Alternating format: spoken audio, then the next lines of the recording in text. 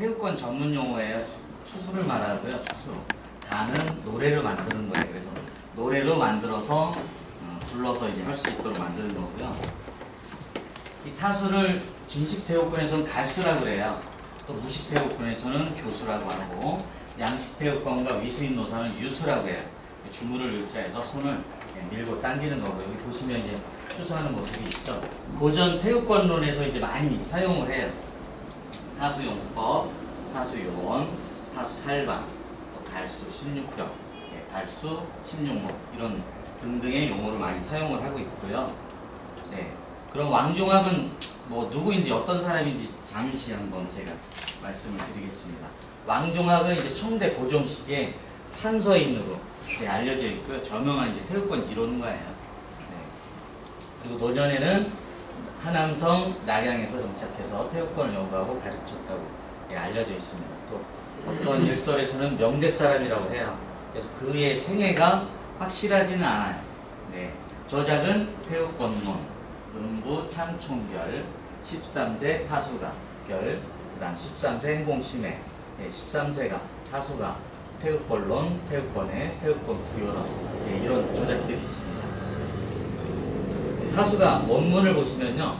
북리 제한 수인진, 상하상수 인난진, 임탈거력 내타, 견동 사량 발천근, 인진 낙공 합축출, 전년 점수 부주정.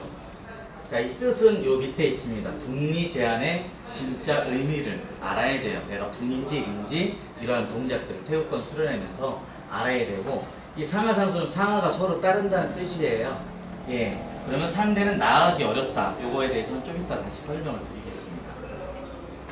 임탈거력 내타는 상대방이 강한 힘으로 나를 공격해요. 이건 추수의 상황이에요. 태극권 투로를 연습할 때 하는 상황이 아니고 추수를 할 때 상황이고, 사량의 힘으로 천근을 움직일 수 있다. 또 상대를 끌어들여 물거품이 되게 하려면 모은 즉시 발사, 축경의 발경이라고 생각하시면 되고요. 점년 점수, 자, 부주부정을 할 줄 알아야 됩니다. 네. 이게 보시면 진가구 양이당의 타수가예요. 그리고 왕종학의 타수가인데, 북리 제날 수인진 보면 날짜는 좀 틀리죠. 빨간 글씨가 틀린 글자예요. 그러니까 왕종학의 타수가가 보통 수정이라고 기재되어 있는 책들이 많고요. 또 그렇지 않은 책에서는 그냥 왕종학의 타수가 이렇게 설명을 하고 있습니다. 보면 여기에 이제 근거가 거의 비슷하기 때문에 이건 양이당에 있는 타수가가 더 빠르게 이제 빠르다는 것을 알 수 있습니다. 또 진자명의 권계 해편에도 6개의 타수가 본전이 기록되어 있다고 해요. 그래서 보시면 빨간 글씨, 상하상수인데 주신상수. 진식에도 보통 주신상수라는 말을 써요. 그 상하상수를 전신을 사용해서 움직인다는 뜻이고요. 네. 자, 보면은 북리 제한 수인진, 북리 제한 체열 주고 진퇴 고반정. 지난번에 태극 13세 해보셨죠? 또 8문 5고 13세라고 일반적으로 하고요. 또 태극 8법이라는 말을 많이 사용하기도 해요. 보면은 여기 보면 열이에요. 열을 이기는 거는 여기 보면 고가 이기고요. 그래서 상극도예요. 상생도가 있고 상극도가 있어요. 붕을 이기는 거는 니가 이기고, 니를 이기는 건 제가, 제를 이기는 건 안을 이겨요. 보면 여기에서도 그 상극도가 다 있고 안이 있죠. 안을 이기는 거는 제를 이긴다는 뜻으로 그림으로 이제 알 수 있습니다. 손자병법에서는 이제 세 편에 군대가 적을 맞아서 패하지 않는 방법은 원칙과 변칙을 사용한다고 그랬어요. 북리 제한은 원칙이에요. 태극권에 사용하는. 근데 붕에서 리를, 또 붕에서 열을 사용한다. 이런 것들은 변칙에 해당해요. 우리가 정식적인 걸로 사용해서는 이기가 굉장히 어려워요. 상대가 내가 비는데, 청경이라고 혹시 들어보셨어요? 들을 청에다가 기운 경자예요. 기운을 듣는 거예요. 상대의 힘이 어떻게 오는지, 의도가 어떤지, 또 방향, 또 힘의 강약은 어떤지를 먼저 느끼고, 그것을 가지고 내가 이걸 리로 또는 제로 또는 상대를 다른 방법으로 제압을 할 건지 결정하는 거예요. 자, 전쟁은 원칙을 가지고 싸워야 하고 변칙으로 승리한다고 해요. 태극권과 전쟁의 비교를 해서 이제 설명을 한 거고요. 그러면서 변칙을 잘 운용하는 것은 무궁무진한 세상. 태극권에서 기본 8문, 5부, 13세 이런 기술이 있지만 그거를 2개, 3개를 또 3개, 4개를 연속으로 사용하면서 변칙을 잘 활용하려면 상대를 제압하는 데 훨씬 도움이 됩니다. 그래서 전쟁의 상황에서 원칙과 변칙 불가하지만 원칙과 변칙에 따라서 그것을 변화되면 헤아릴 수 없다. 태극권도 마찬가지 그 변화를 헤아리기가 굉장히 어려워요. 예. 정면은 정이고, 예. 북리제항은 사정수에서 정방향이에요. 체열주고는 예. 양쪽 겨드랑이 뒤. 그래서 분명하게 싸우는 게 정이고 은밀하게 싸우는 게 기라고 그랬어요. 그래서 분명하게 싸우는 것처럼 하고 은밀하게 또 싸울 수 있도록 추수를 하는 게 상대를 제압하는 데 도움이 됩니다. 정법은 가장 기본이 되는 평소의 방법이에요. 또 기법은 서로 협조해서 변화되는 방법이에요. 아까 말씀드렸듯이. 예, 그래서 원칙으로 맞서고 변칙으로 이긴다는 말로 표현을 할 수가 있습니다. 상하상수 인난지는 상하가 서로 따르는 거예요. 인체 관절을 9대 관절 9개를 발목, 무릎, 고관절, 등, 어깨, 팔꿈치, 손목, 그 다음 손. 네. 이 관절을 9대 관절이라고 하는데 이 9대 관절을 이 도미노처럼 한 개씩 하나씩 무너뜨리는 거예요. 밑에서부터 위로 올라가기도 하고 위에서부터 다시 이렇게 움직이는 거예요. 상하가 서로 따른다는 뜻이에요. 이는 상대를 뜻하고 난지는 상대가 밀고 나오기가 어렵다는 뜻이에요. 예, 제가 밀면 상체에서 움직이는데 그것을 하체에서 또 하체에서 움직이면 상체에서 같이 움직이는 상황을 상하상수 인난진이라고 하고요. 손이 도달했는데 걸음이 도달하지 않는 거. 예. 우리가 쉽게 말해 손발이 착착 맞는다는 말을 많이 하잖아요. 그쵸? 손발이 맞지 않으면 결론은 동작이 원활하게 할 수가 없어요. 그래서 하체가 정해진 위치까지 갔으면 상체도 반드시 움직여야 돼요. 그것을 손이 도달했는데 걸음이 도달하지 못하면 공격이 제대로 원활하게 할 수가 없습니다. 자, 그리고 손이 도달하고 발이 도달하면 상대는 발견하는 것을 장난하는 것처럼 쉽게 할 수가 있고요. 손은 10분의 3을 나가요. 제가 10까지 나눴을 때 상대와 거리를 10분의 3을 나갈 수 있고 발은 10분의 7을 나갈 수가 있습니다. 그래서 적절하게 상하가 서로 따라서 움직이는 것을 활용을 잘하면 추수를 잘할 수 있습니다. 인타, 거력, 내타, 변동, 사량, 발천근 이 2개의 문장은 태극권 타수야건에서 있는데요. 상대의 세력을 순조롭게 따르며 상대의 힘을 빌린다. 사량, 발천근이라고 많이 하죠. 예. 자, 작은 힘으로 큰 힘을 제거한다. 이거는 이 큰 빌딩 보면 회전문이 있어요. 이 회전문이 있는데 이 회전문을 제가 자동으로 갈 경우는 제가 빨리 가면 회전문에 부딪히죠. 그쵸? 또 너무 늦게 가면 뒤에서 회전문이 나를 밀어요. 그러니까 순조롭게 따른다는 것은 이것이 움직이는 속도에 따라서 같이 발걸음을 맞춰서 움직여줘야 제가 부딪히지도 않고 또 뒤에서 등을 떠밀리지도 않는 상황이 일어나는 것을 순조롭게 따른다는 거예요. 이것은 나를 버리고 상대를 따르는 의미예요. 내가 의도해서 주동적으로 상대를 꺾거나 또 밀려고 하는 그게 아니고 상대의 움직임을 순수하게 따르는 상태에서 그 상태에서 움직이는 것을 인타, 거력, 내타라고 합니다. 자, 지렛대의 원리에 이게 힘점, 받침점, 작용점에 여기가 이제 큰 물체가 있다고 생각하면 이 받침점을 잘 적용을 해서 만들면 여기서 힘점을 누르면 무거운 것을 밀 수가 있어요. 상대가 밀고 들어오는데 밀고 들어오게끔 만들어야 돼요. 그럼 어떻게 밀고 들어오게 만들어요? 제가 원칙으로 미는 척 해요. 그럼 상대가 이 사람 봐라 나를 밀으려고 하네. 그러니까 서로 밀겠죠. 그럼 힘을 천천히 빼면서 뒤로 오면 상대를 먹이를 그 곤충들 잡아먹는 개구리나 이런 것들 보면 정확한 위치까지 올 때까지 기다리잖아요. 그런 것처럼 기다리고 기회를 포착하고 그것을 이용해서 제거하는 방법이에요.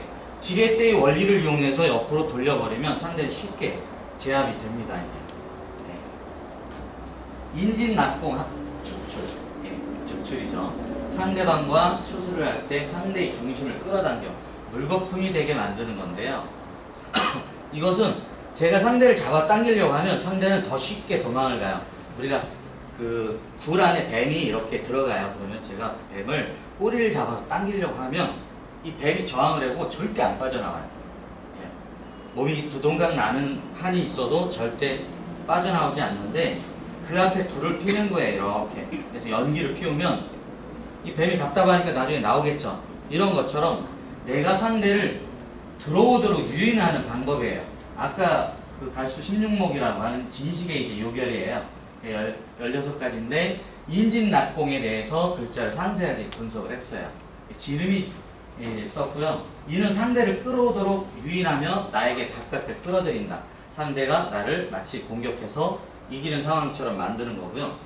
지는 상대를 앞으로 나오도록 만들고 도망가지 못하는 상황을 만들어 놓은 거예요.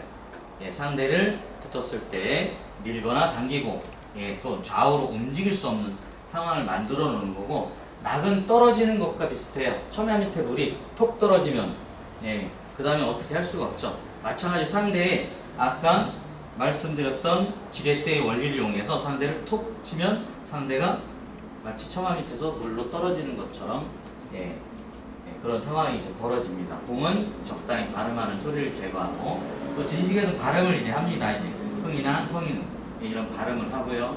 상대가 나를 때리려고 할 때 또는 공격할 때 그것을 물거품이다 만드는 것, 그것을 인진낙공이라고 해요.